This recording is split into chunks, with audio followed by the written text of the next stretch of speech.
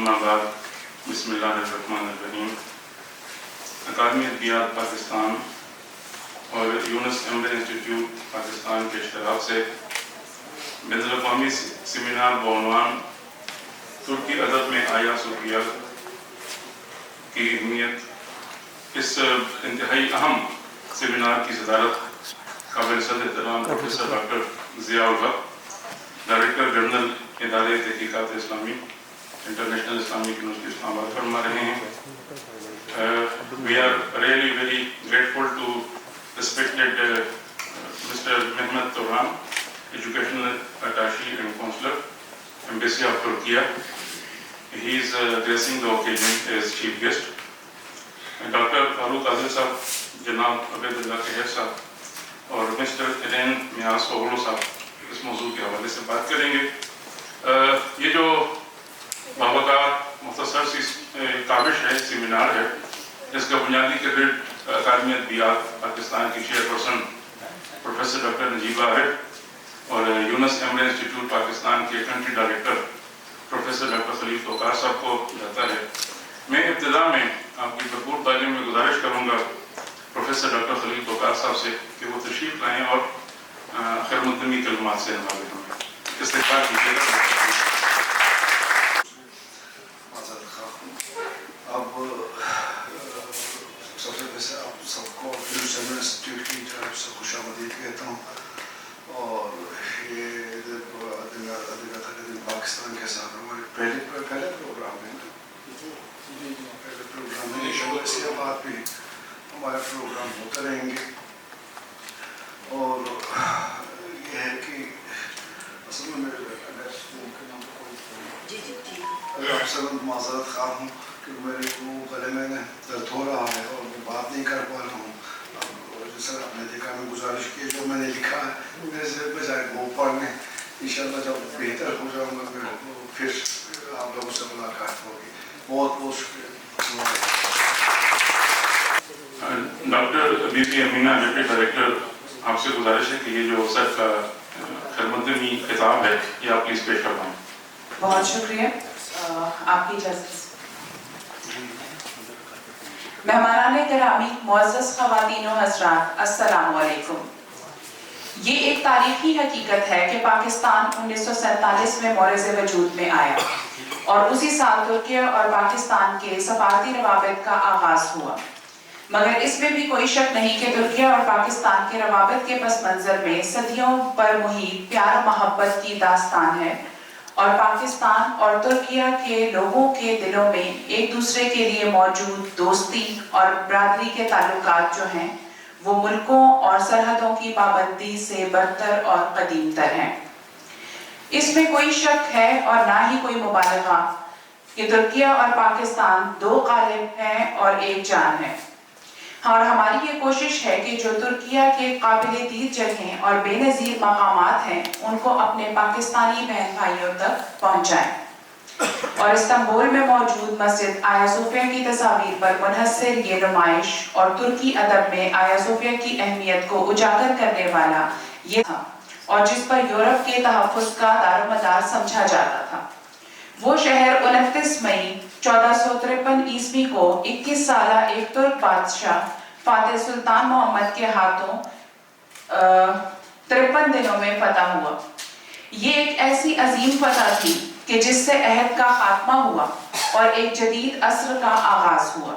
اور یہ ایک ایسی فتح تھی جو تمام مسلمان عصر نبوی صلی اللہ علیہ وسلم کیا ہی بہترین لشکر ہوگا. سلطان محمد فاتح نے جب استنبول کو فتح کیا اور انہوں نے جو پہلا کام کیا وہ یہ تھا کہ قسطنطنیہ کے سب سے بڑے عبادت خانہ آیا صوفیہ میں جا کر نماز شکر ادا کی.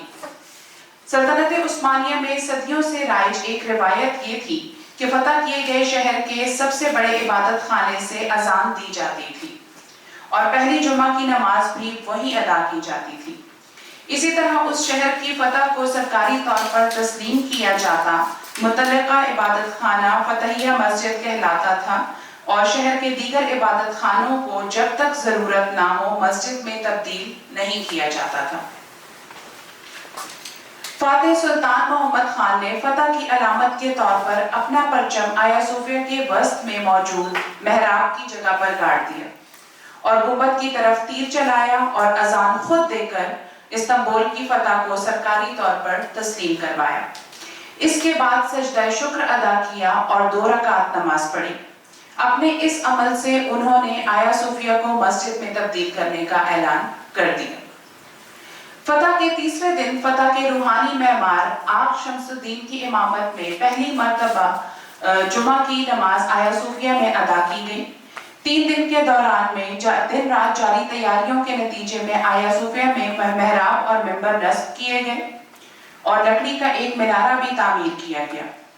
اس پہلی جمعہ کی نماز میں انہوں نے اپنی فوج کے لیے جمعے کا خطبہ ارشاد فرمایا۔ مسجد کبیر آیا صوفیہ ترکوں کی اور مسلمانوں کی اس فاتح سلطان محمد خان کے وقفیہ کے مطابق پھر سے مسجد بن چکی ہے۔ جب 2020 میں آیا صوفیہ کو پھر سے مسجد بنایا گیا تو تمام مغربی دنیا اور خاص طور پر یونان میں ایک ہلچل، بے چینی اور احتجاج کا عالم برپا ہوا۔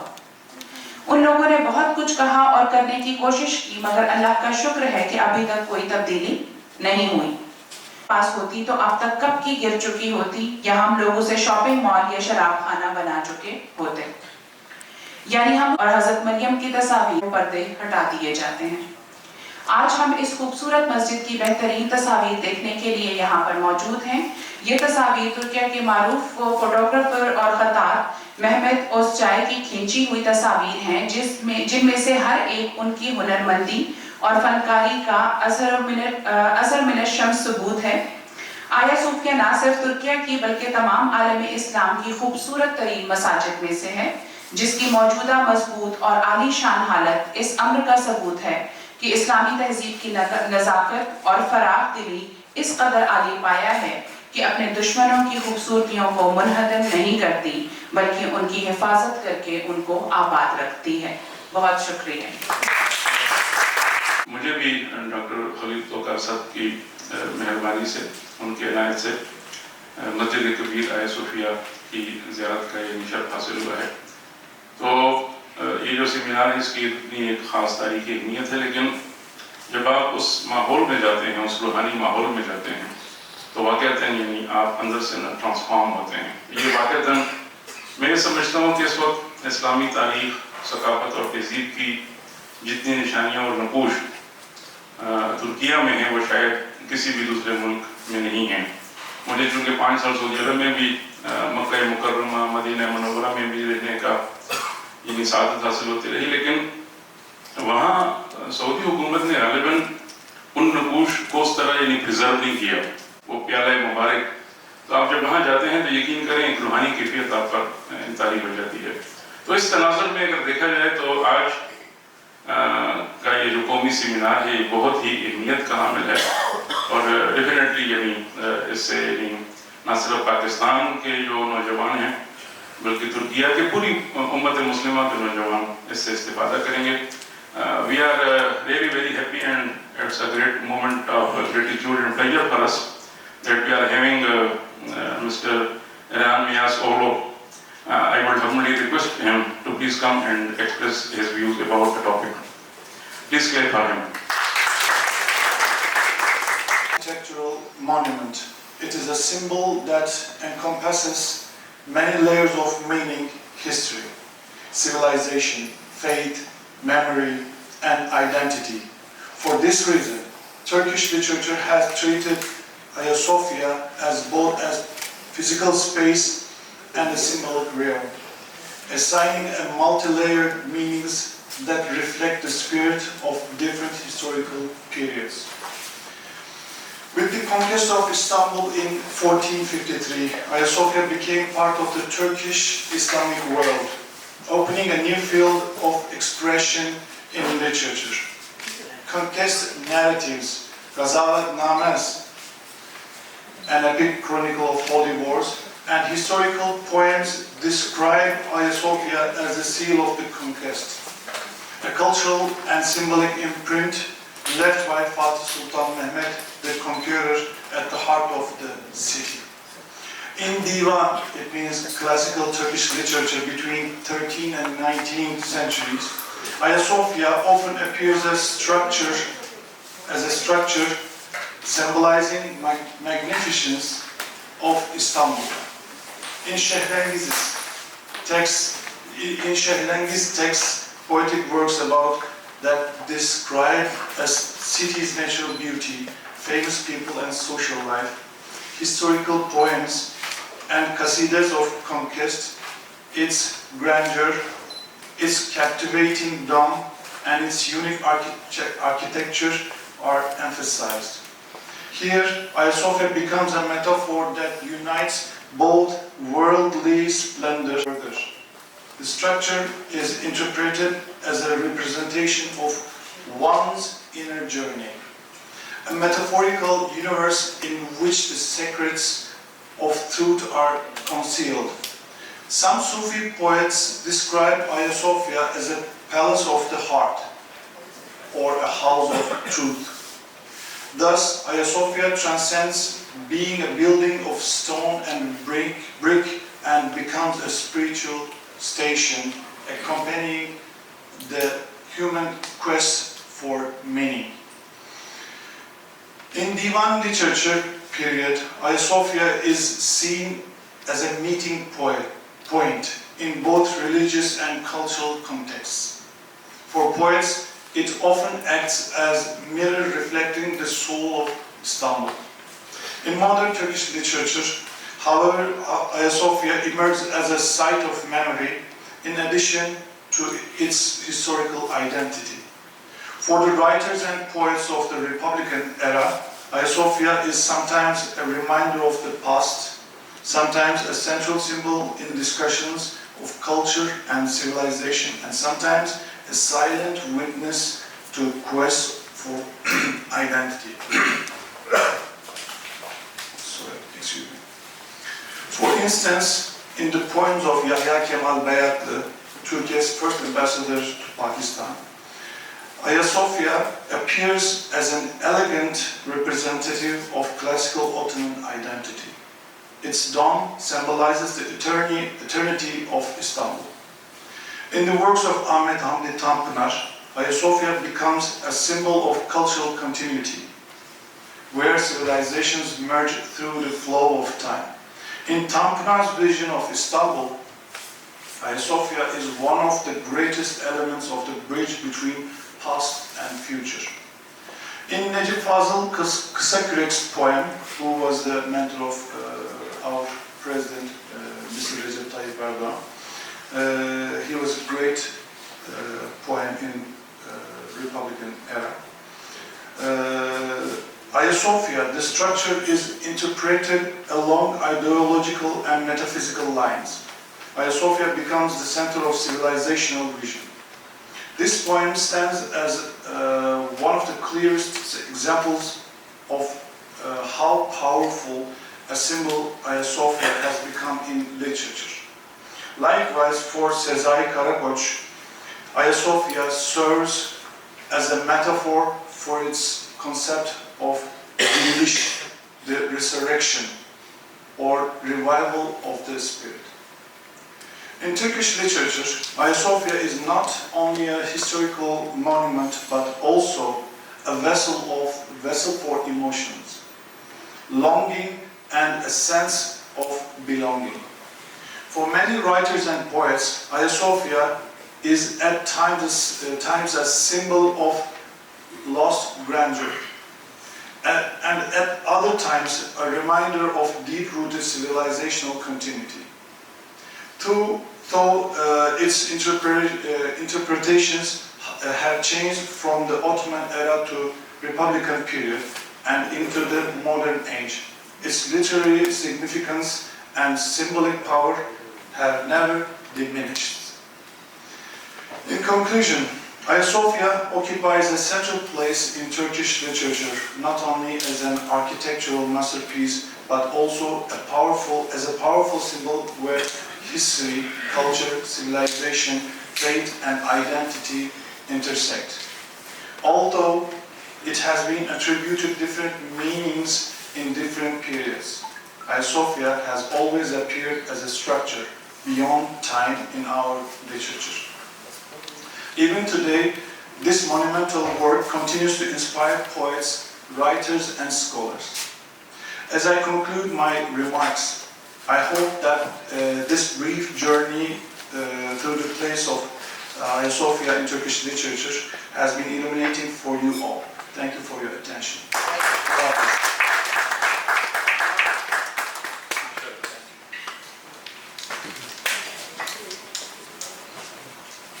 MashaAllah.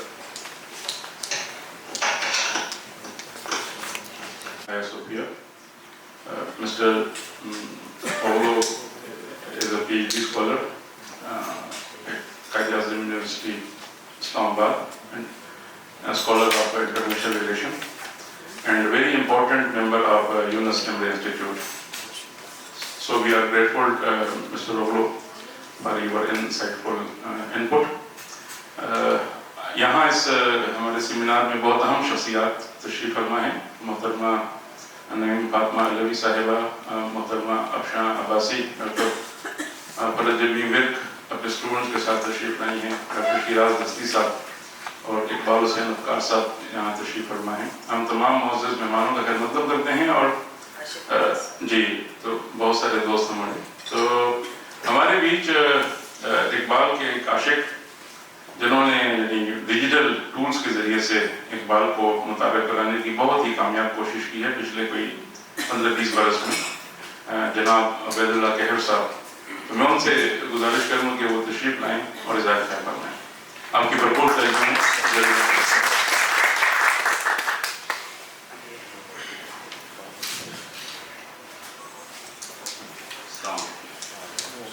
तुर्की से मेरा ताल्लुक तो बहुत पुराना है। सबसे पहले मैं मुगल को जो है ना वो बिल्कुल मैं अपना ही शहर समझता हूँ, मुझे लगता है वहीं पैदा हूँ। तो जब भी हम गए वहाँ इस्तांबुल, तो जैसा कि पहली गुफ्तगू में आया कि इस्तांबुल का जो दिल है ना वो हाया सोफिया है। तो मैंने जो अपनी किताब मेरी 11वीं तुर्की में हाया सोफिया के बारे में लिखा है, इसको एक दो पैराग्राफ पेश करूँगा। लिख कर आए हम ये 2007 में मैं और मेरा एक दोस्त गए थे। तो जब हम पहुँचे वहाँ इस्तांबुल तो मैंने लिखा कि सामान होटल में रखकर बाहर निकले तो इस्तांबुल का मौसम अबरालूद हो रहा था। हम आप सराय स्टेशन से सुल्तान अहमद जाने के लिए मेट्रो में सवार हो गए। आप सराय से सुल्तान अहमद तक का रास्ता तारीखी और काबिल-ए-दीद मनाज़िर से भरपूर है। इस्तांबुल यूनिवर्सिटी का ओल्ड कैंपस, उस्मानी दौर के हमाम, बायज़ीद मीनार, मिस्री बाजार, कस्तनताइन का ज़ेर ज़मीन आबी महल, सुलेमानिया मस्जिद, नीली मस्जिद, हाया सोफिया और तोपकापी महल, ये सब मकामात इसी रास्ते के अतराफ में मौजूद हैं। इसलिए इस्तांबुल आने वाले सयाह ज़्यादातर यहीं घूमते नजर आते हैं। मेट्रो ने हमें लावेली, यूनिवर्सिटी, चैम्बरली ताश, बायज़ीद और कपाली चार्शी के स्टेशनों से होते हुए 20 मिनट में सुल्तान अहमद स्टेशन पहुँचा दिया। जैसे ही बाहर आए तो अपने सामने खड़ी कई तारीखी और अजीम-उशान इमारत को देखकर यूँ लगा जैसे हम मेट्रो में नहीं बल्कि किसी टाइम मशीन में बैठकर किसी माजी के दौर में आ गए। मेट्रो स्टेशन के ऐन सामने हाया सोफिया की बुलंद बाला इमारत फजा पर छाई हुई थी। दरमियान में बागात और दूसरी तरफ बहरा मरमरा के साहिल पर मस्जिद सुल्तान अहमद के पुरशकोर गुंबद मीनार इस्तादा थे। बागात के अतराफ में कई और तारीखी इमारत भी खड़ी हैं। मस्जिद हाया सोफिया के सामने वाला रास्ता आगे दो काफी महल की तरफ चला जाता है। हम दोनों कुछ देर तो वहीं खड़े प्रबंधकों की तरह ये सब देखते रहे और फिर हाया सोफिया के अजीम माबद की तरफ बढ़ गए। उस्मानिया ने जब अपनी सल्तनत को वसअत देने का सिलसिला शुरू किया तो हर तरफ फुतूहात ने उनके कदम चूमे और वो यूरोप, एशिया और अफ्रीका में आगे बढ़ते चले गए। आबनाए गेलीपोली को अबूर करके यूरोप में कदम रखा तो सल्तनत उस्मानिया की हदें ऑस्ट्रिया तक जा पहुंची। कुछ ही अरसे में बल्कान के तकरीबन सारे ममालिक उस्मानी सल्तनत में शामिल हो गए, जिनमें यूनान, अल्बानिया, यूगोस्लाविया, मकदूनिया, हंगरी, बल्गारिया और रोमानिया शामिल थे। दूसरी तरफ शुमाली अफ्रीका में मिस्र, लीबिया, ट्यूनिस और अलजायर के ममालिक भी उस्मानी सल्तनत का हिस्सा बने, जबकि एशिया में खलीज फारिस और बहर अहमद के दरमियान पूरा जज़ीरा-ए-नूमा अरब, बशमूल सरज़मीन हिजाज और मक्का मदीना भी सल्तनत उस्मानिया में शामिल थे। मगर उस्मानी फुतवाहत के ऐन कल्ब में कुस्तुनतुनिया का ये शहर 15वीं सदी तक सल्तनत उस्मानिया के ज़ेर नज़ीर ना आ सका था। قسطنطنیہ وہ واحد شہر تھا جس کی فتح کو پیغمبر اسلام حضرت محمد صلی اللہ علیہ وسلم نے نہ صرف ضروری قرار دیا تھا بلکہ اس کو فتح کرنے والوں کے لیے جنت کی بشارت بھی دی تھی. چنانچہ اس کے پہلے معاشرے میں میزبان رسول حضرت ابو ایوب انصاری رضی اللہ تعالیٰ عنہ بھی شریک ہوئے, مگر معاشرہ طول کھینچتا گیا, فتح نصیب نہ ہو سکی. حضرت ابو ایوب انصاری رضی اللہ تعالیٰ عنہ کا اسی محاصرے میں قسطنطنیہ کی فصیح کے پاس ہی انتقال ہوا, جہاں آج بھی ان کا روضہ موجود ہے. صلیبیوں کے لیے قسطنطنیہ کی مرکزی اہمیت تھی اور یورپ کے تقریباً تمام عیسائی ممالک اسے بحری راستوں سے امداد مہیا کر کے مضبوط اور ناقابل تسخیر بنائے ہوئے تھے. زمینی اعتراض سے اسے ایک بلند و بالا فصیح تحفظ فراہم کرتی تھی, جبکہ سمندری اطراف سے بحر مرمرہ اور خلیج زرعی نے اسے محفوظ کیا ہوا تھا. عثمانی بھی مختلف ادوار میں قسطنطنیہ کو فتح کرنے کے لیے اس کے محاصرے کرتے رہے, مگر کامیاب نہ ہو سکے. بالآخر سلطان مراد دوم کا کم عمری میں ہی حکمران بن جانے والا بیٹا سلطان محمد اس شہر کو فتح کرنے میں کامیاب ہوا اور اسے رہتی دنیا تک فاتح کا خطاب مل گیا. جب سلطان محمد کی فاتح فوجیں شہر میں داخل ہوئی تو سیدھا شہر کے قلب میں واقع عیسائی دنیا کے اس عظیم معبد آیا صوفیہ میں آیا. یہاں اس نے رب کائنات کی بارگاہ میں 2 رکعت نفل شکرانے کے ادا کیے اور اس گرجا کو مسجد میں تبدیل کرنے کا حکم جاری کر دیا. چونکہ 200 سال پہلے قرطبہ میں مسلمانوں کی عظیم شان مسجد کو بھی عیسائیوں نے گرجے میں بدل دیا تھا, اس لیے سلطان فاتح کے اس اقدام پر کوئی احتجاج نہ ہو سکا. آیا صوفیہ کی اولین تعمیر 4 صدی عیسوی میں شہنشاہ قسطنطین اول کے دور میں ہوئی, مگر اس عمارت کو کچھ ہی عرصے بعد آنے والے زلزلے نے مکمل طور پر تباہ کر دیا. پھر قسطنطین دوم نے اسے نئے سرے سے تعمیر کروایا, مگر 6 صدی عیسوی میں آگ لگنے سے عمارت پھر منہدم ہو گئی. بالآخر 6 صدی عیسوی میں ہی بازنطینی شہنشاہ جسٹینین اول نے نئے سرے سے اس کی موجودہ عمارت کی بنیاد رکھی. اس کی تعمیر کا کام 537 عیسوی میں مکمل ہوا اور پھر 1000 سال تک اسے دنیا کے سب سے بڑی گرجا کی حیثیت حاصل رہی. آیا صوفیہ کے مرکزی گنبد کا قطر 102 فٹ ہے, جبکہ فرش سے اس کی بلندی 168 فٹ ہے, یعنی تقریباً آج کی 17 منزلہ عمارت جتنی. اس کے مرکزی ہال کے گرد بلند راہداریوں کے اونچے محرابی راستوں میں داخل ہوں تو عمارت کی وسعت اور بلندی کو دیکھ کر سر چکرا جاتا ہے. 16ویں صدی میں معمار سنان نے آیا صوفیہ کی عمارت کے چاروں گوشوں پر بلند نوکیلے مینار کھڑے کر دیے. یہ مینار آج بھی قائم ہے, آیا صوفیہ کو نمایاں طور پر ایک مسجد کا روپ دیتے ہیں. 19ویں صدی عیسوی میں عثمانیوں نے مرکزی ہال میں خوبصورت محراب اور ممبر کا اضافہ کر دیا. مرکزی ہال کے چاروں گوشوں میں 4 گول دھاتی پلیٹیں آویزاں کی گئی, جن پر خوبصورت خطاطی میں چاروں خلفائے راشدین کے نام تحریر تھے. یہ پلیٹیں آج بھی اسی انداز میں موجود ہیں. اس کے محراب اور ممبر کچھ ترچھے ہیں کیونکہ قبلہ اس عمارت کی سیدھ سے مطابقت نہیں رکھتا. 1453 سے 1935 تک تقریباً 500 سال آیا صوفیہ کی عظیم عمارت ایک مسجد کی حیثیت میں قائم رہی. یہاں سے روزانہ 5 وقت خالق کائنات کی کبریائی کا اعلان ہوتا رہا, حتیٰ کہ 20ویں صدی کے شروع میں سلطنت عثمانی کا خاتمے پر مصطفیٰ کمال پاشا نے آیا صوفیہ کی مسجد کی حیثیت کو ختم کر کے اسے ایک میوزیم قرار دیا. اس دن اس عبادت گاہ میں داخل ہونے کے لیے ہمیں 10 لیرہ کا ٹکٹ خریدنا پڑا, کیونکہ اب یہ خدا کا گھر نہیں بلکہ عجائب گھر تھا. آیا صوفیہ جب تک گرجا رہا, اس کی دیواروں پر عیسائیوں کی مقدس شبیہیں بھی موجود رہی. عثمانیوں نے مسجد کے تقدس کو قائم کرنے کے لیے ان شبیہوں کو خاص روغن سے ڈھک دیا تھا, لیکن 1935 میں جب اس کی مسجد کی حیثیت کو ختم کیا گیا تو کمال پاشا نے یہ روغن صاف کروا کے ان شبیہوں کو دوبارہ اجاگر کروا دیا. چنانچہ ہمیں اسلام و عیسائیت کا ایک عجیب امتزاج نظر آیا. ایک طرف خوبصورت ممبر پر سنہرے حروف میں قرآنی آیات اور اللہ اور رسول اور صحابہ کے نام نظر آئے, جبکہ دوسری طرف دیواروں پر حضرت عیسیٰ, حضرت مریم اور معروف مسیحی راہبوں کی شبیہیں بھی موجود تھیں. جب سے مصطفیٰ کمال پاشا نے یہاں نماز پڑھنا ممنوع کرا دیا تھا, تب سے یہاں نماز پڑھنے کی کوشش کرنے والوں کو گرفتار کیا جاتا تھا. لیکن ہر سال فتح قسطنطنیہ کی سالگرہ کے موقع پر کوئی نہ کوئی متوالا یہاں نماز پڑھنے کی کوشش ضرور کرتا اور گرفتار ہوتا. اس دن ہمارے دل میں بھی خواہش آئی کہ آیا صوفیہ کے فرش پر آج ہم بھی خدائے واحد کے سامنے سر و سجود ہوں, مگر اس حسرت کو دل میں لیے آیا صوفیہ سے باہر نکل آئے. ترک ادب میں آیا صوفیہ محض ایک عمارت کا نام نہیں, یہاں یہ عثمانی فتوحات, روحانیت, سیاست, قومی شناخت اور جلال و جمال کی علامت ہے. صدیوں سے ترک ادیب اور شاعر اسے اپنا موضوع بناتے آئے ہیں. خصوصاً عثمانی دور میں تو آیا صوفیہ کی شان و شوکت اور فتح و نصرت کی علامت رہا ہے. 2020 में आया सोफिया के दोबारा मस्जिद बनने के बाद तुर्क शेर व अदब में इसे अहया इस्लाम की अलामत करार दिया जाता है। तुर्क शायर नाज़िम हिकमत ने इसे इंसानी तहजीब के मुश्तरका विरसे के तौर पर देखा, जबकि दीनी रुझान रखने वाले अदीब और शायरों ने इसे मस्जिद की हैसियत में मुकम्मल और बावकार समझा। नाज़िम हिकमत कहता है, आया सोफिया के पत्थरों पर वक्त का सफ़र कभी नहीं रुकता। ये न एक गिरजा है, न ही सिर्फ मस्जिद, बल्कि ये पूरी इंसानियत का दिल है। नबी ने कहा, आया सोफिया के नूर से आसमान रोशन हो गया, ये फतह और नुसरत की एक तजल्ली है। शेख गालिब ने कहा कि आया सोफिया खुद एक पूरा जहान है, इसका गुंबद आसमानों का हमराज है और इसके अंदर इंसान की रूह अपनी हकीकत को पा लेती है। आरिफ निहार ने कहा, आया सोफिया तो फुतूहात की तस्दीक की मोहर है, उसके पत्थरों में आज भी सुल्तान फातिह का दिल धड़कता है। और नजीब फाजिल कहता है, जिस दिन आया सोफिया के दरवाजे खुलेंगे, उस दिन उसकी छाँव में दिल फिर से जिंदा हो जाएंगे।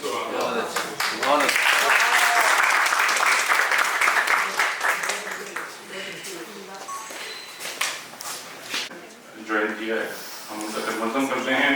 अभी हाल ही में कोयटा बलूचिस्तान में एक बहुत ही इम्पोर्टेंट इकबाल इंटरनेशनल कॉन्फ्रेंस हुई, उसमें ये तमाम अहबाब वहाँ पर ये शरीक थे। उबैदुल्लाह कहर साहब जब बात कर रहे थे तो बमुश्किल 10 दिन पर हमारा वो ट्रिप मुहित था, लेकिन यकीन करें कि वो उन 10 दिनों ने यानी कम से कम मेरी तो ज़ाती ज़िंदगी रूहानी सतह पर और तब्दील की है। हम अंकारा गए, हज़रत जलालुद्दीन रूमी के मज़ार अक़दस पर हज़रत शम्स तब्रेज़, और इकबाल ने रूमी को अपना पीर व मुर्शिद गर्दाना है, तो मुझे शेर याद आ रहा था कि इल्म रा बर्तन जनी मारे भवत, इल्म रा बरदिल जनी यारे भवत। तो तुर्की और पाकिस्तान के जो यानी मरासिम हैं मुख्तलिफ नौ, उनकी नोयत ही कुछ और है। मैं यानी दुनिया के कुछ लगभग जो 200 मुल्क हैं, उसमें कोई 4-5 मुल्कों में जाने का इत्तेफाक हुआ, लेकिन जिस नोयत का यानी दिली इस्तिकबाल तुर्की के दोस्तों ने किया, वल्लाह यानी कभी कोई बिल्कुल ना खुशी से वो आपके सामने यानी आपको सीने से लगाते थे, लपकते थे। और मेरे ख्याल में इस दोस्ती में हमारे कुछ दोस्तों ने भी कलीदी किरदार अदा किया है। मसलन डॉक्टर फारूक आदिल साहब ने जिस तरह डॉक्टर सलीम तोकार साहब के साथ जो इनका एक बरादराना ताल्लुक है, यानी वो हिदायत की सताइश है। डॉक्टर फारूक आदिल साहब खुद मुमताज़ दानिश्वर हैं, मौर्रिख हैं, अदीब हैं, साबिक एडवाइज़र रह चुके हैं टू प्रेसिडेंट। तो मैं आपकी भरपूर तालियों में डॉक्टर फारूक आदिल साहब से गुजारिश करूँगा कि वो तशरीफ़ लाएं।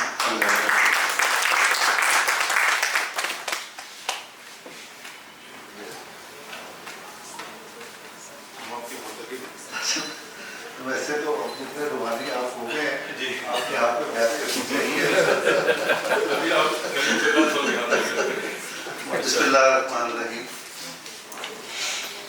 इस हॉल में काफ़ी अरसे के बाद मेरी आमद हुई, और एक ज़माना था एकेडमी का। पिछले हफ्ते ऐसे ही यहाँ से गुजरते हुए फैमिली के साथ, तो मैंने कहा तुम्हें कुछ चीज़ें दिखाता हूँ। तो मेरी बेटी थी, वाइफ थी, तो मैंने लॉन्स में लेके आया, जहाँ अशफाक साहब के हाथ का पौधा लगा हुआ है, शहाब साहब के हाथ का है, इरफान सिद्दीकी साहब हैं, मुशफ़िक़ ख्वाजा साहब हैं, मुमताज़ मुफ्ती साहब हैं। इसके अलावा हमारे कुछ चीनी दोस्तों के हाथ के लगे हुए भी यहाँ पौधे हैं जो अब परवान कर चुके हैं। तो हमारे भाई डॉक्टर खलील तौकार साहब, जो फिल असल पाकिस्तानी भी हैं और तुर्की में चलता फिरता पाकिस्तान है, तो मेरे उस वक्त ज़हन में ख्याल आया, अब ये जाने वाले हैं, तो क्यों ना इनके हाथ से भी हम यहाँ एक पौधा लगवा लें, ताकि ये इनकी अभी एरन नियाज ओगलो कह रहे थे कि जो आया सोफिया है दरअसल पेरिस ऑफ द हार्ट है। तो ये बात जुबान ज़द आम है, और मैं सोचा करता था और जानने की कोशिश करता था कि ऐसा क्यों है, इसकी क्या अज़मत है इस इमारत की, जिसकी वजह से ये दिलों का यानी महल बन गया है। बहुत सारी चीज़ें एरन ने हिस्टोरिकल चीज़ें बयान की, बहुत सारी चीज़ें भाई केहर ने बयान की। एक चीज़ रह गई इनके तारुफ की केहर साहब के, कि ये मुमताज़ सफ़रनामा निगार है, जो 18-20 सफ़रनामे इनके शाये हो चुके हैं। تو اور ان کا جو بڑا ممتاز سفر نامہ ہے ترکی کا، میں نے بھی ایک سفر نامہ لکھا ہے، ان کی پیروی میں اپنے سفر نامے کا اعلان کر رہا ہوں تو میرا خیال اسی ہفتے وہ شائع ہو جائے گا، اور اس کا نام میں نے رکھا ہے شاخ زرعی کے دائیں بائیں۔ اب میں اس کو تلاش کرنے کی کوشش کرتا ہوں اپنے ایک چھوٹے سے مضمون کے ذریعے کہ یہ دلوں کا محل یا تاج محل آیا صوفیہ کیوں ہے۔ میں استنبول میں تھا اور آیا صوفیہ میرے سامنے تھا، میں نے سر اٹھا کر اس کے صدر دروازے پر نگاہ ڈالی اور تیر کی طرح اس کی طرف بھاگا، دروازے کے قریب پہنچ کر چوکاٹ کو چھوا اور اس کا بوسہ لیا اور اسے تھام کر احتراماً کھڑا ہو گیا۔ روایت ہے کہ اس دروازے کی تیاری میں حضرت نوح علیہ السلام کی کشتی کی لکڑی استعمال ہوئی۔ حضرت نوح کی کشتی اگر نہ ہوتی تو آج انسانی تہذیب کہاں کھڑی ہوتی؟ ایک سوال نے میرے ذہن میں سر اٹھایا، اس کے ساتھ ہی بر و بحر کو برابر کر دینے والے طوفان کی غضبناکی میں ہچکولے کھاتی ہوئی کشتی کے مناظر میری آنکھوں میں اتر آئے۔ اس عجیب و غریب بحری سفر کے مناظر ابھی لوہے خیال پر اترے ہی تھے کہ یہ مسافر سیاحوں کے ریلے میں بہتا ہوا معبد کے اس حصے میں جا پہنچا جہاں عقیدت سے بھیگی ہوئی بیویاں اشک مریم سے دامن مراد بھرنے کی کوشش کرتی ہیں۔ کہا جاتا ہے کہ دشمنوں کی بدزبانی سے دکھی ہو کر حضرت مریم کی آنکھوں سے آنسو بہہ کر اس پتھر پر گرے، جن کی نمی اس پتھر کے سینے میں آج تک محفوظ ہے۔ جس خوش نصیب عورت کی انگلیاں اس پتھر سے مس ہو کر نم ہو جائیں، اس کی گود ہری ہو جاتی ہے، بیماری سے نجات مل جاتی ہے اور دل میں انگڑائیاں لیتی ہوئی آرزویں پوری ہو جاتی ہیں۔ جانے کی نمی کہاں سے آتی ہے اور دکھی دلوں کو سکون سے بھر دیتی ہے؟ غالب کو اس کی خبر ہوتی تو ممکن ہے دنیا ان کے اس شاہکار شعر سے محروم رہتی جس میں انہوں نے بڑی حسرت کے ساتھ آرزو کی تھی کہ ابن مریم ہوا کرے گے۔ سنگی ستون اس میں زردی مائل گول پتھر اور اس کی تفصیلات کو میں نے عقیدت سے سلام کیا اور آگے بڑھ گیا۔ اس پتھر کے قریب ایک گارڈ ہمہ وقت موجود رہتی ہے۔ اس وقت وہ کسی عورت سے جھگڑ رہی تھی۔ سبب یہ تھا کہ یہ زائرہ گارڈ کی نظر بچا کر یہاں نوافل پڑھنے لگی تھی۔ انتظامیہ ایسی چیزوں کی اجازت نہیں دیتی کیونکہ لوگوں کو کھلی چھوٹ مل جائے تو جانے یہاں کیا کیا ہونے لگے۔ آیا صوفیہ کی پہلی منزل پر میں نے عجب منظر دیکھا۔ ایک گائیڈ اپنے حصے کے زائرین میں گھرا اس عمارت کے رازوں سے پردہ اٹھا رہا تھا اور لوگ حیرت سے منہ کھولے اس کا بولا ہوا ایک ایک لفظ کانوں میں اتار رہے تھے۔ کچھ دیر کے بعد محسوس ہوا کہ جیسے اس باتونی گائیڈ کی باتیں ختم ہو چکی ہیں۔ ابھی میں نے یہ سوچا ہی تھا کہ وہ کھڑکی کی طرح گھوما اور فرش پر ایک آئینہ رکھ کر کہنے لگا کہ ذرا دیکھیے کیسا نظارہ ظہور میں آتا ہے۔ کہا جاتا ہے کہ قدیم زمانوں میں آیا صوفیہ کی چھت میں فرشتوں، پیغمبروں اور حضرت عیسیٰ کے حواریوں کی شبیہیں بنائی گئی تھیں جو چھت کے اونچا ہونے کی وجہ سے آسانی سے دکھائی نہیں دیتی۔ اس لیے گائیڈوں نے نہایت اعلیٰ قسم کے شیشے فرش پر رکھ کر انہیں دکھانے کا طریقہ ایجاد کر دیا۔ مسیحی زائرین جنہیں دیکھنے کے لیے دور دور سے آتے ہیں۔ زائرین سنجیدہ تھے اور عقیدت میں بھیگے ہوئے تھے۔ میں نے ان عقیدت مندوں کی محبت پر نظر ڈالی اور سوچا کہ یہ عقیدت اگر ان بزرگوں کی تعلیمات پر عمل درآمد میں بدل جائے تو یہ دنیا کتنی خوبصورت ہو جائے۔ یہی کچھ سوچتے ہوئے میں نے نظر اٹھا کر دیکھا تو ایک دراز قامت حسینہ دکھائی دی جو آنکھیں جھکائے حضرت مریم کے موزائک کی طرف بڑھ رہی تھی۔ اس کی آنکھیں بند تھیں۔ مزید احتیاط کے لیے اس نے ماتھے پر ہاتھ کا چھجا بھی بنا رکھا تھا۔ میں جب پہلی بار مسجد کے حرام میں حاضر ہوا تو میرا دل بھی عقیدت سے لبالب بھرا ہوا تھا۔ ہمارا عقیدہ ہے کہ آنکھیں جھکا کر خانہ کعبے کی طرف بڑھنا چاہیے۔ جب وہ عین آپ کے سامنے آ جائے تو اسے اپنی آنکھوں میں بھر کر جو دعا بھی مانگی جائے قبول ہو جاتی ہے. مجھے نہیں معلوم کہ اس گوری کے دل میں کیا تھا، لیکن اس کی پور پور سے محبت اور عقیدت ٹپک رہی تھی.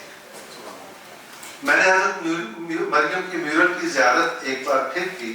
جوان سال حضرت مریم کی تصویر دیکھ کر پاکیزگی اور تقدس کے سوا کچھ بھی ذہن میں نہیں آتا. انہوں نے چھوٹے پھولوں والی گہرے نیلے رنگ کی اوڑھنی لے رکھی ہے اور حضرت عیسیٰ ان کی گود میں ہے. مسیحی روایت کے مطابق حضرت مریم جنت کی ملکہ ہیں. مصور نے جنت کا منظر ہی یہاں پیش کرنے کی کوشش کی ہے. دراز کر زائرہ کی عقیدت نے مجھے متاثر کیا. یوں اس کے مختصر لباس کو دیکھ کر میرے ذہن میں اس کے بارے میں جو خیالات پیدا ہوئے تھے وہ ظاہر ہو گئے. میں نے بابا بلے شاہ کے ذہن سے سوچا اور اس نتیجے پر پہنچا کہ مسجد مندر سمیت جو چاہو نظر انداز کر دو، لیکن کسی کا دل مت دکھاؤ کہ اس میں خداوند تعالیٰ قیام فرماتا ہے. یہی سوچ کر میں سیڑھیوں کی طرف بڑھا اور سیالکوٹ میں بسنے والی مسیحی برادری کا مخصوص پنجابی لہجہ میں نے کان لگا دیے. لڑکا کہہ رہا تھا کہ بھلیا لوگے جانتی بھی ہو کہ یہ عمارت ہزاروں برس سے کیوں محفوظ چلی آتی ہے. اس نے لاجمی سے کندھے اچکا دیے. یہ دیکھ کر اس کے شوہر نے کہا یہ اس لیے ہے کہ ان اینٹوں میں عرب اور فلسطین سے پیغمبروں کے مدفنوں کی مٹی شامل ہے. بھلا اسے کوئی آنچ آ سکتی ہے؟ یہ سننے کے بعد بھلی لوگ مزید محتاط ہو گئے. وہ عقیدت سے کبھی دیوار کو ہاتھ لگاتی، کبھی کسی سیڑھی پر بیٹھ کر اس کا بوسہ لیتی، گویا زندگی بھر کے لیے یہی کی ہو کر رہ جائے. جنید آذر نے کہا تھا ٹپک رہا ہے تقدس سیاہ فصیلوں سے، قدیم وقت کی گردش رکی ہے زینے میں، قدم اٹھاتے ہوئے ایسے دل لرزتا ہے، شکستہ سانس لرزتی ہے جیسے سینے. آیا صوفیہ کی محراب اس کے ماتھے پر موتی کی طرح چمکتی ہوئی حضرت عیسیٰ کی شبیہ اور اس کا گنبد میری آنکھ کی سیدھ میں تھے. لیکن میری نگاہ گنبد کے عین اس مقام پر تھی جہاں حضرت خضر علیہ السلام نے کبھی عبادت فرمائی ہوگی. حضرت خضر کی شخصیت بھی خوب ہے، جن کے قدوم میمنت لزوم سے اس دنیا کا کون سا گوشہ ہے جو فیض یاب نہیں ہوا. کہا جاتا ہے کہ ان کے مقام عبادت کی نشاندہی کے لیے گنبد کے درمیان کبھی ایک خوبصورت گول آرائشی فانوس لٹکا کرتا تھا جو تاریخ کے مد و جزر میں کہیں گم ہو چکا ہے. بس اسی مقام سے میں نے حضرت خضر کی مزید تعمیر اور دل ہی دل میں اس جگہ کی زیارت کی جس کی تعمیر میں حضور اکرم صلی اللہ علیہ وسلم کا لعاب دہن اور خاک مدینہ شامل ہے. مسلمانوں کے حافظے میں تو وہ روایت جگمگا رہی ہے جس میں بتایا گیا ہے کہ جب حضرت صلی اللہ علیہ وسلم کی ولادت باسعادت ہوئی تو ایران کے قصر شاہی کے کنگورے ڈھہ گئے. اسی سے ملتا جلتا ایک واقعہ مورخ ہنری میتھیوز نے اپنی کتاب ہیگا صوفیہ کے ذیلی باب from the 15th century to present کے میں لکھا ہے کہ یہ عین اسی روز کا واقعہ ہے جب حضور صلی اللہ علیہ وسلم کی ولادت ہوئی. آیا صوفیہ کا ایک گنبد پر اسرار طور پر منہدم ہو گیا. مذہبی رہنماؤں نے اس موقع پر کہا کہ اللہ کے آخری پیغمبر کا ظہور ہو چکا ہے. اس واقعے کی تعبیر صرف یہی ہے. گنبد کی تعمیر تعدیر ممکن نہ ہو سکی. روایتوں میں ہے کہ کئی دہائیوں کے بعد بازنطینی سلطنت کے فرما روا نے ایلچی بھیج کر یہ مسئلہ حضور صلی اللہ علیہ وسلم کی خدمت میں پیش کیا. اس درخواست کے جواب میں حضور اکرم صلی اللہ علیہ وسلم نے اپنا لعاب دہن خاک مدینہ میں خرل کر کے روانہ فرمایا اور ہدایت کی کہ اگر بتائے ہوئے طریقے پر عمل کیا گیا تو گنبد کی تعمیر ممکن ہو جائے گی. آیا صوفیہ کی محراب ایک چبوترے پر ہے جسے جنگلہ لگا کے بند کر دیا گیا ہے. جنگلہ لگا کے بند کر دیا گیا تھا. میں جنگلے کا سہارا لے کر کھڑا ہو گیا اور سلطان محمد فاتح کو یاد کیا. قسطنطنیہ کے فتح مرنے کے بعد مسیحی راہبوں نے جسے یہ معبد فروخت کر دیا اور سلطان نے اسے مسجد میں بدل دیا. میں نے سوچا کہ وہ کیسے زمانے ہوں گے جب یہاں مسیحی عبادت کیا کرتے ہوں گے اور مسلمان رکوع و سجود میں مصروف رہا کرتے ہوں گے. چبوترے کے محافظ نے میرے چہرے پر لکھی جانے کون سی تحریر پڑھی ہوگی کہ وہ لپک کر میرے پاس آیا اور اس نے کہا سر یہ میوزیم ہے. بالکل یہ میوزیم ہے. میں نے اس کی تعریف کی تو اسے کچھ اطمینان ہوا. وہ واپس پڑھتا تو میں نے اس حسرت کے ساتھ باہر کی راہ لی کہ کیا ہو جاتا اگر غازی مصطفیٰ اتاتürk اس مسجد کو اس معبد کو مسجد ہی رہنے دیتے تاکہ میں بھی حضرت خضر کی پیروی میں یہاں سربسجود ہو سکتا. اس واقعے کے کئی برس کے بعد میں ایک بار پھر اسی تیار میں تھا. حالات بدل چکے تھے. جنگلہ لگا کر گھورنے والے محافظ کا کوئی پتہ نہیں تھا.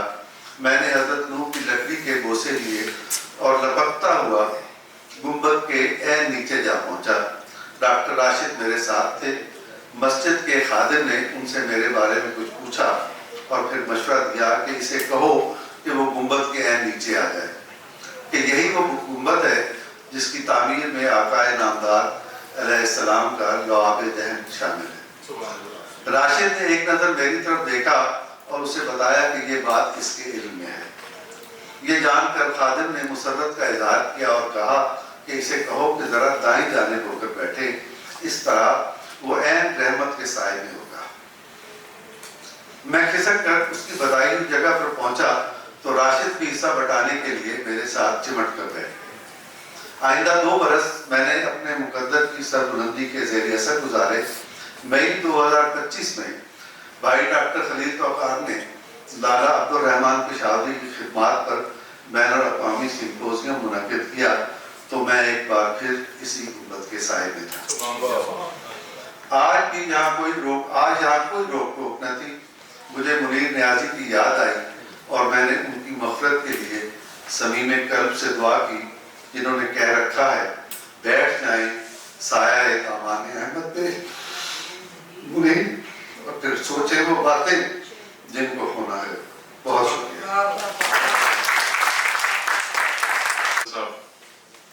بہت ہی اہم اور ایک روح پرور مضمون پیش کر رہے تھے. ہم سب کی آنکھوں میں آنسو تھے. سر جزاک اللہ خیر. اللہ تعالیٰ آپ کو اس کی جزا دے. ترکیہ کے ساتھ ہمارے مختلف نوع تعلقات ہیں تاریخی اور ثقافتی سیاسی. اور جب بھی پاکستان پر کوئی مشکل وقت آتا ہے تو ترکیہ جو ہے وہ ہمارا ایک مخلص دوست ایک بڑا بھائی بن کے سامنے آتا ہے. خصوصاً جو رجب اردگان کا جو پیریڈ ہے وہ تو بہت ہی امپورٹنٹ ہے. لیکن ترکیہ کے ساتھ ہمارے جو ایجوکیشنل ریلیشن تھے وہ بھی بہت امپورٹنٹ ہیں. یہاں سے یعنی ہزاروں کی تعداد میں اسٹوڈنٹس وہاں جا رہے ہیں تعلیم حاصل کرنے کے لیے. اور بہت سارے اسٹوڈنٹس ایسے ہیں جو اپنی تعلیم مکمل کرنے کے بعد وہاں ان کو بہت شاندار جابس مل رہی ہیں. ہم جب گئے تھے تو استنبول یونیورسٹی میں مجھے بہت سارے پاکستانی نوجوان ملے جو اب یعنی ماشاء اللہ وہاں فیکلٹی ممبرز ہیں اور بہت اچھی جابس کر رہے ہیں وہاں پر. تو یہ بھی ایک ترکیہ کا ہم پر احسان ہے. اور یہ جو ایجوکیشنل ریلیشنز ہیں ان کو مضبوط بنانے میں اسٹرینتھن کرنے میں جو ایجوکیشنل کونسلر ہے اس کا بہت ایک کلیدی کردار ہوتا ہے. So we are really very grateful to respected honourable mister Toyran, Mehmet Toyran, educational counselor of Embassy of Turkey. He is gracing the occasion as chief guest. So I would like to request him to please come over here and express his views about the topic. Mr. Mehmet Toyran. In Turkish literature. Today I had the honor of speaking about a symbol of transcendent architecture, a monument that lives not only in Most history, but in the very imagination of Turkish literature, Ayasofya. The structure that was witnessed empires rise and civilizations transform. For over 15 centuries, Ayasofya has inspired poets, novelists, thinkers, and mystics, each seeing in its vast dome not merely stone and mortar, but a reflection of the human spirit. In the classical divan literature of the Ottomans, which was largely composed of poetry written in Persian and Arabic, Ayasofya had a central place in the imagination of poets. Baki, a major figure of 16th century divan poetry, often wrote about the magnificence of Istanbul and its key religious sites, particularly Ayasofya. His poetry reflected not only the architectural beauty of the mosque but also its spiritual and symbolic power. Another important figure, which is my favorite, Fuzuli, the renowned poet and scholar of the 16th century, also reflected on Ayasofya as a space of spiritual significance. While his poetry often dealt with love, mysticism, and Sufi experiences, it's possible to find his reverence for a place like Ayasofya as representative of divine majesty.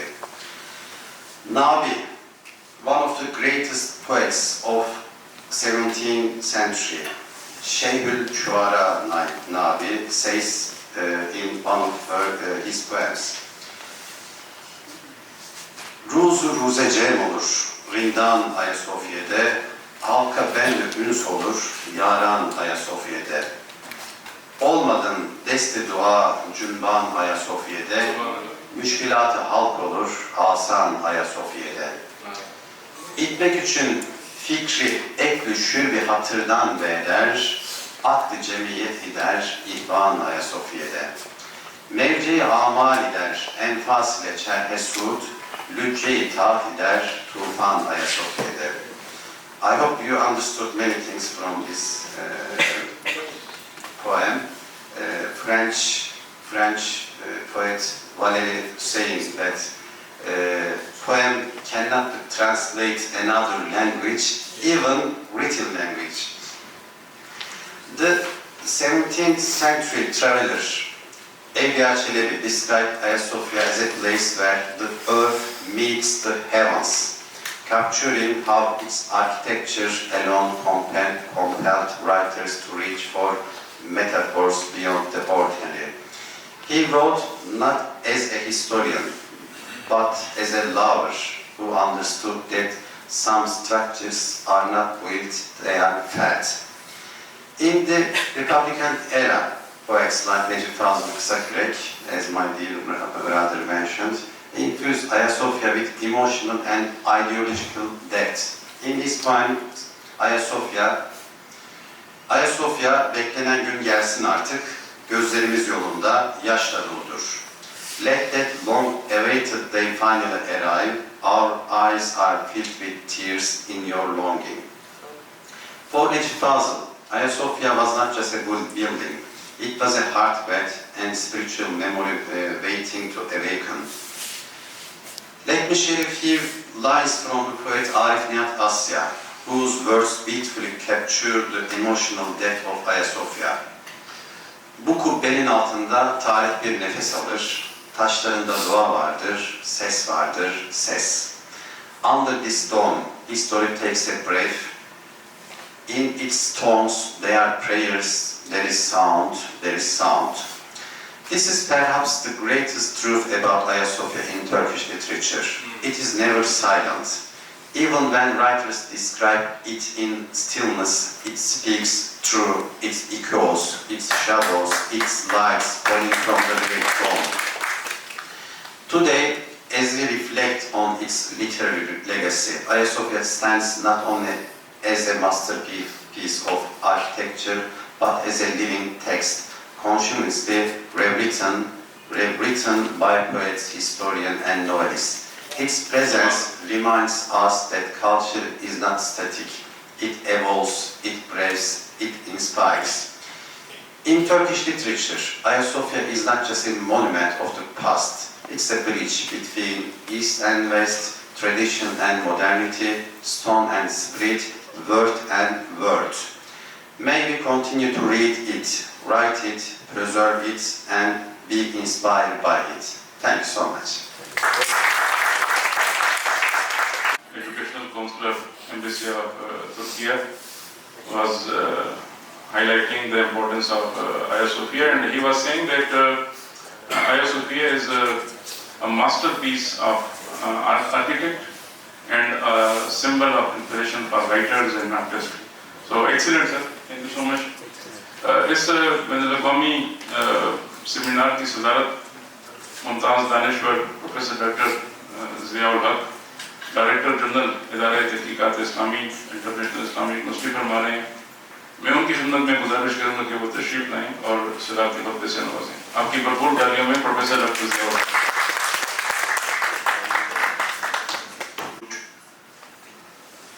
My very dear friend and my close and a very famous intellectual of Pakistan, Honorable Dr. Farooq Adil Sahab, Honorable Janab Abedullah Khair Sahab,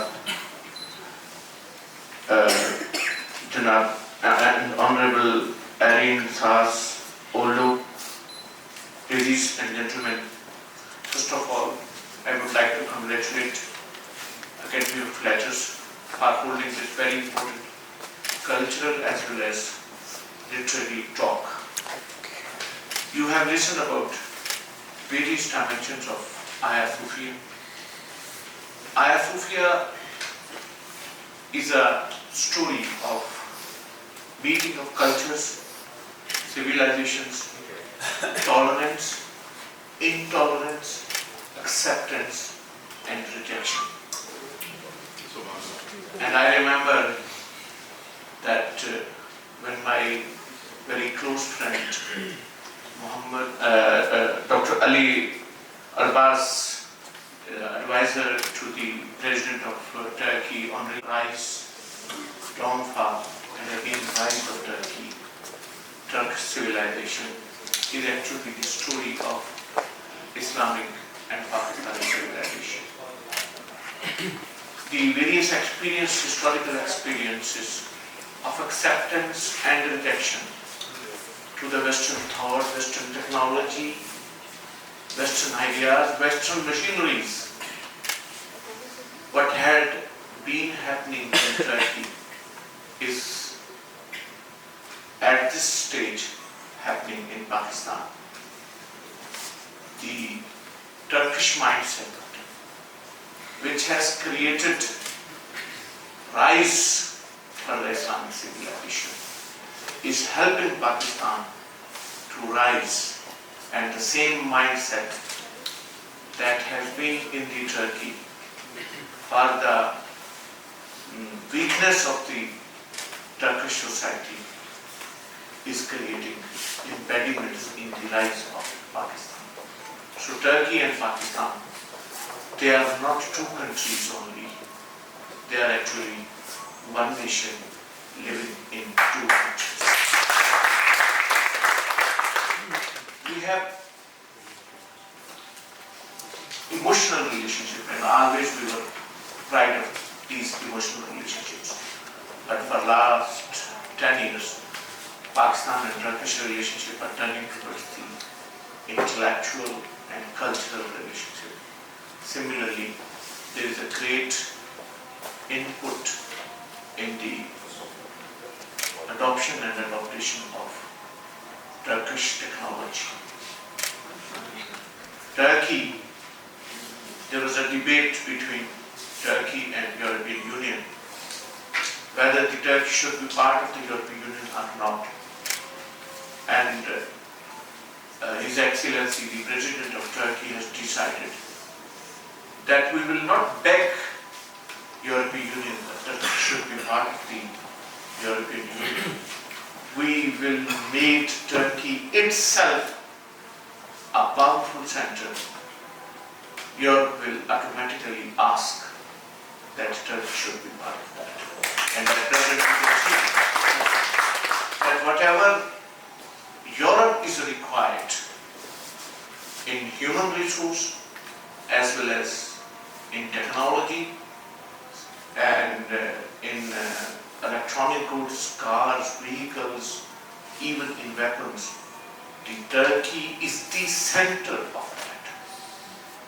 Turkey is not only part of our history, Turkey is also part of our present and our future. Because Turkey is the home of the intellectuals, Turkey is the home of the literary people, Turkey is the home of the brave people who are the stars of the Muslim history. I had the chance to study Muhammad Oglu. He was former Prime Minister of Turkey. He visited Islamic Research Institute several times, and his theory of civilizational self-perception, it is still part and parcel of Turkish foreign policy. And Turkish foreign ministers, they are not just politicians, they are intellectuals who knew the sensitivity of the historical process of learning, absorption, and adaptation. For at least, as I had the information, any present Turkish ambassador and former Turkish ambassador in Islamabad, they were also intellectual, and they are the professors of Islamic studies. So we can understand that how our relationship between Pakistan and Turkey are tending towards the relationship into the cultural bond. We have seen recently the success of Turkish TV series and its impact on Pakistani society, on Pakistani politics, and on Pakistani intellectual discourse. So this is a very close relationship between Pakistan and Turkey. Hagia Sophia is a symbol of, as I have already mentioned, adoption and adaptation. And it is a symbol of preservation of holy places. This was not only the story of Hagia Sophia when a church was converted into a mosque. And this was not the last episode of that story. This story still continues. If you go to America, if you go to United Kingdom, in any other European country, you will see that several churches recently had been changed into the mosques.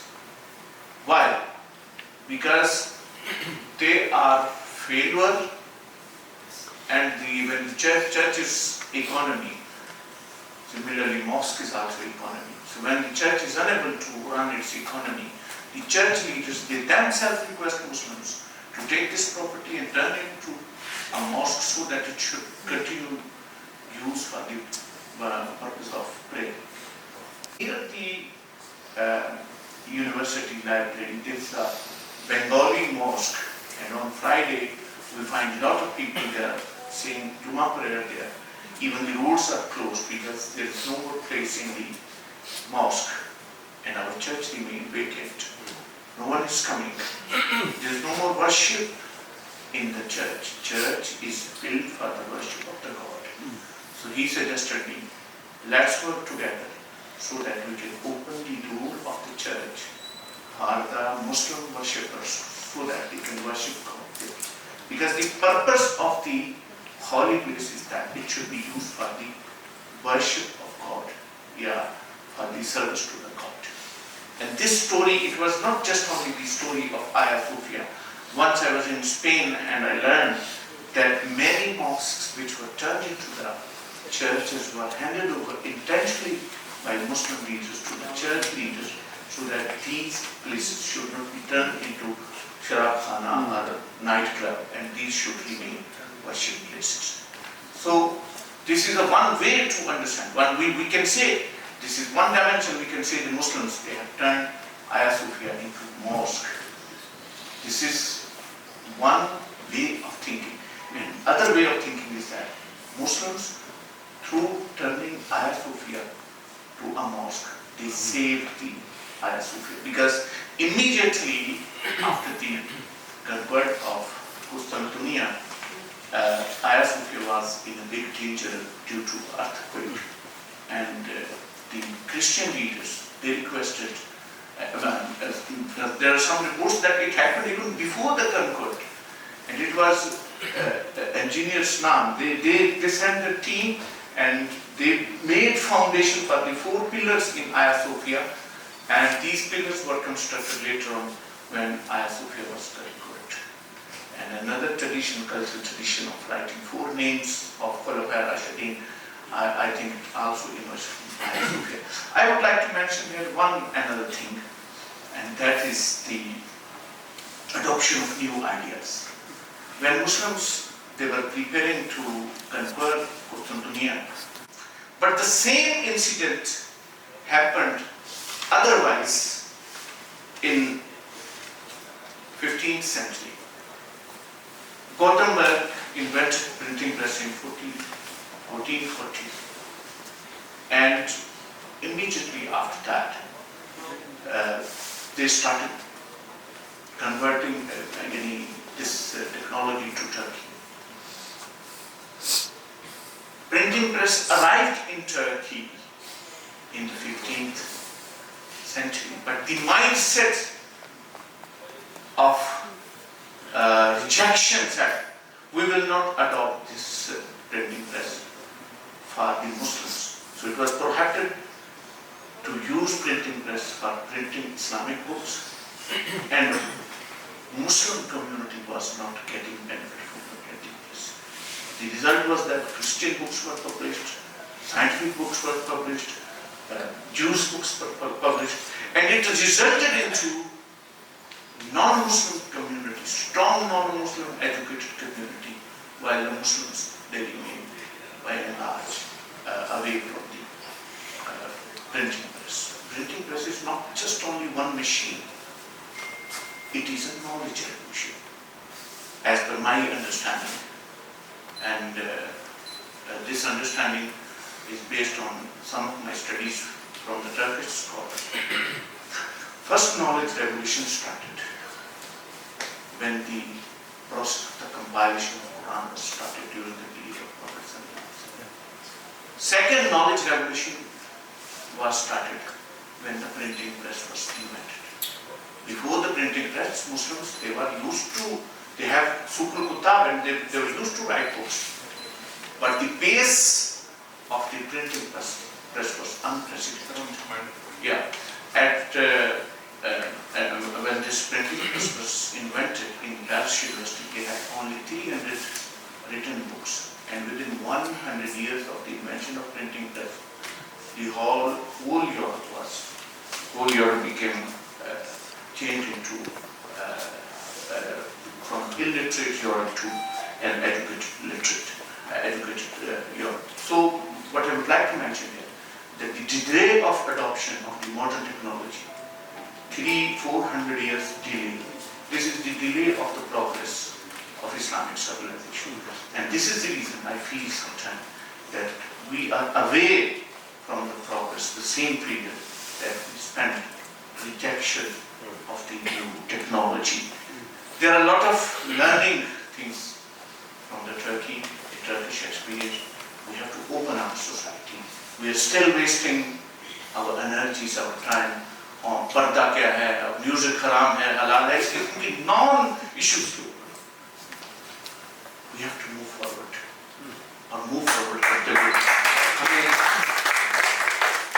अपना एक खूबसूरत मुल्क बनाना है, और हमें याद रखना चाहिए कि उदास लोगों से प्यार करना कोई तो सीखे, सफेद लहू में रंग भरना कोई तो सीखे, कोई तो आए खजा में पत्ते उगाने वाला, गुलों की खुशबू को कैद करना कोई तो सीखे, कोई दिखाए मोहब्बतों के शराब मुझको, मेरी निगाहों से बात करना कोई तो सीखे, कोई तो आए नए रुतों का पैगाम लेकर, अंधेरी रातों में चांद बनना कोई तो सीखे, कोई तो हो जो तसल्लियों के हरूफ देकर रगों में बहती अज़ियतों का ग़रूर तोड़े।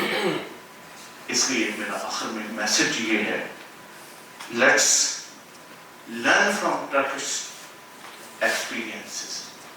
the strengths and weaknesses of Turkish civilization are strengths and weaknesses of Pakistan and Pakistan's history.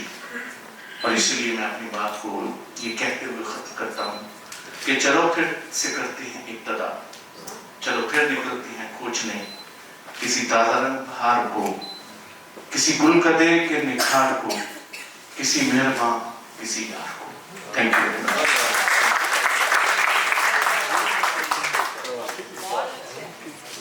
شاعری کی آج ڈاکٹر صاحب اردو میں کرتے تو زیادہ مزہ آتا. سبحان اللہ. نہیں وہ ظاہر دو تین مہمان ہمارے ایسے ہیں جن کے لیے انگریزی بولنا ضروری تھی.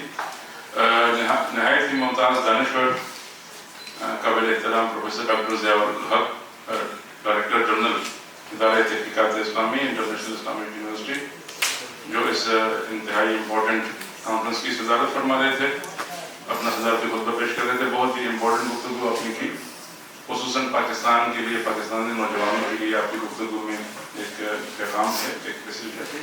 تو ہم ان کے بہت شکر گزار ہیں. ہم پاکستان اکیڈمی آف لیٹرز اور یونس ایمبری انسٹیٹیوٹ پاکستان کو مبارکباد دیتے ہیں. بہت ہی امپورٹنٹ یہ کانفرنس منعقد ہوئی الحمدللہ. اور آخر میں اظہار تشکر اور اظہار خیال کے لیے میں پروفیسر ڈاکٹر نجیب عارف، چیئرپرسن اکادمی ادبیات پاکستان کی خدمت میں گزارش کرتا ہوں کہ وہ تشریف لائیں اور اظہار خیال فرمائیں. آپ کی بھرپور تعلیم میں ڈاکٹر نجیب عارف. بہت شکریہ ڈاکٹر صاحب. مہمانان گرامی کے بعد میں اظہار خیال تو نہیں، صرف اظہار تشکر کے لیے پیش ہوئی ہوں.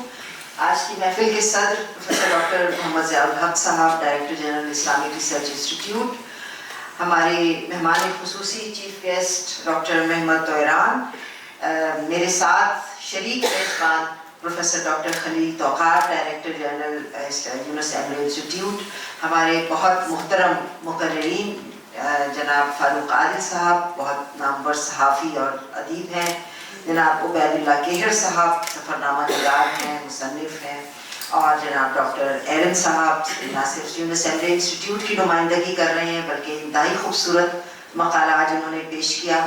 اور خواتین و حضرات جو یہاں شرکاء کے طور پر شریک ہیں اس محفل میں آپ سب کی اپنی جانب سے، اکادمی ادبیات پاکستان کی جانب سے اور یونس ایمبری انسٹیٹیوٹ کی جانب سے شکر گزار ہوں کہ آپ لوگ یہاں تشریف لائے اور اس اہم موقع پر شریک ہوئے. خاص طور پر میں ان احباب کا شکریہ ادا کرنا چاہتی ہوں جو پہلی مرتبہ یہاں تشریف لائے ہیں. بریگیڈیئر شاہد اصغر صاحب، ابھی ان سے کوئٹہ کی ایک کانفرنس میں ملاقات ہوئی تو ان کے علمی اور حقیقتاً ان کی شخصیت کی نرمی، محبت اور لطافت ایسی ہے کہ انہیں دو دھاری تلوار سے تشبیہ دینا مناسب نہیں ہوگا. لیکن حقیقت یہ ہے کہ وہ ہمارے لیے ایک ایسا ہی کردار ادا کر رہی ہیں کہ وہ پاکستان میں ترکیہ کی سفیر ہیں اور ترکیہ میں پاکستان کے سفیر ہیں. انہوں نے 40 برس کے قریب ہونے والے ہیں، انہوں نے اردو کا چراغ استنبول یونیورسٹی میں جلایا ہے اور اردو زبان و ادب پر ان کے بہت سے شاگرد ہیں جنہوں نے اردو میں پی ایچ ڈی کیا ہے، ریسرچ کر رہے ہیں، تحقیق کر رہے ہیں اور اردو کے ساتھ جیسا ان کا تعلق ہے حقیقتاً ہم انہیں پاکستانی اور اردو کا نمائندہ سمجھتے ہیں. لیکن یونس ایمبری انسٹیٹیوٹ کے ڈائریکٹر کی حیثیت سے انہوں نے پاکستان میں ترکی زبان و ادب اور ترکی ثقافت اور ترکی اغراض و مقاصد کے فروغ کے لیے جیسا کام سر انجام دیا ہے مختصر مدت میں.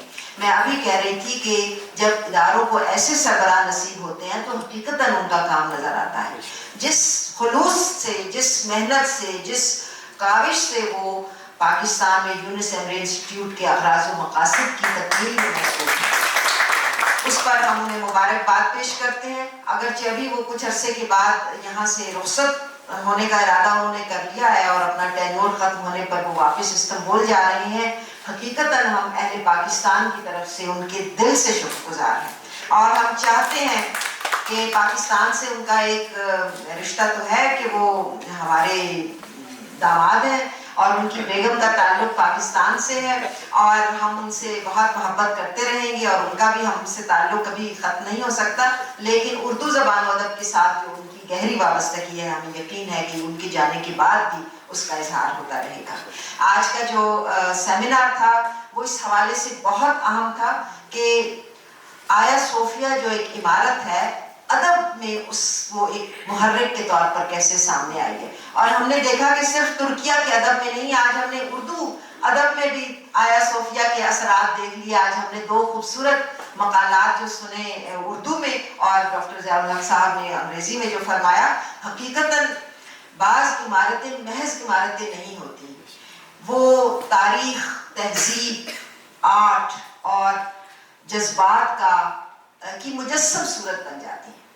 और हम देखते हैं तारीख में वो इमारतें ख़ास तौर पर जो इंसान के रूहानी और मजहबी जज्बात की अक्कासी करती हैं या उसकी अलामत बनती हैं, उनका ताल्लुक महज फ़न तामीर से नहीं रहता या फ़न से नहीं रहता, बल्कि फ़न से आगे बढ़कर वो इंसानों के दिलों में एक अलामत के तौर पर जिंदा हो जाती हैं। आज जितनी गुफ्तगू आया सोफिया के बारे में हुई, और इसके अलावा भी वो इमारतें जो इंसानों के रूहानी और मजहबी जज्बात से वाबस्ता हैं, तारीख में वो किस तरह, मस्जिद कुर्तुबा आप देख सकते हैं, मस्जिद है लेकिन मस्जिद कुर्तुबा नाम की एक नज्म कैसे एक लाफानी आर्ट के शाहकार के तौर पर हमारे सामने आई। इसी तरह हम और कई इमारतों का इस वक्त जिक्र कर सकते हैं, लेकिन चूंकि आज जुमे का दिन है और वक्त नहीं है, तो मैं अपनी बात को मुख्तसर करते हुए एक मरतबा फिर सबका शुक्रिया अदा करूंगी और आपको ये बताना चाहती हूँ कि यहाँ से निकलकर हम नीचे उस तस्वीरी नुमाइश का इफ्तिताह करेंगे जिस नुमाइश में आया सोफिया की बहुत खूबसूरत तस्वीर रखी गई हैं। तो आप सबसे दरख्वास्त है कि यहाँ से ज़रूर उस नुमाइश को देखने के बाद फिर हमारे साथ चाय पीना ना भूलिएगा। मुझे मालूम है वक्त कम है, जुमे का वक्त है, दिन है, लेकिन हम चाय पर भी आपका इंतज़ार करेंगे और नुमाइश के लिए बहुत शुक्रिया।